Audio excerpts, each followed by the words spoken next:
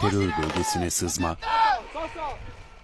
mayın ve el yapımı patlayıcı arama, meskun mahalde sıcak çatışma ve pusu.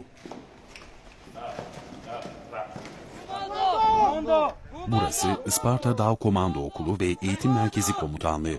Komandolar en zorlu koşullarda her türlü duruma karşı hazırlıklı olmaları için eğitiliyor. Bu kez eğitim alanında Somali ordusundan 330 asker var.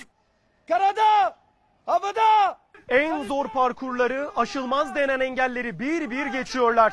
Türk Silahlı Kuvvetleri'nin gözbebeği, mavi bereli komandoların eğittiği Somalili askerler en ağır fiziksel eğitimlerle sınırları sonuna kadar zorluyor.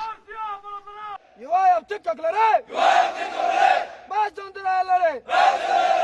Somali askerleri güne sabah içtimasıyla başlıyor. Yüce Engel Dağları! Ardından spor yapıyorlar. Sonra sıra zorlu eğitime geliyor.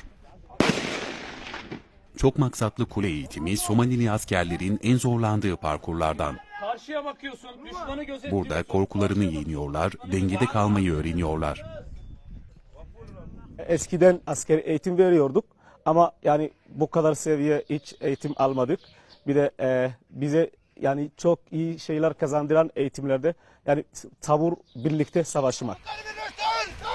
Terör bölgesine sızma eğitimleri de oldukça zorlu geçiyor. Askerler metrelerce yerde sürünüyor, çamurlu su engelini aşıyorlar.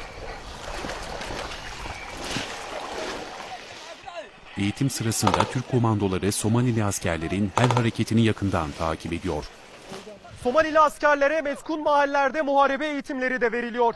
Herhangi bir toplumsal olay ya da terör durumunda neler yapmaları gerektiği Türk komandoları tarafından tüm taktik ve teknik yönleriyle anlatılıyor. Meskun mahalde terör bölgesine girme ve teröristi etkisiz hale getirme eylemleri birebir canlandırılıyor.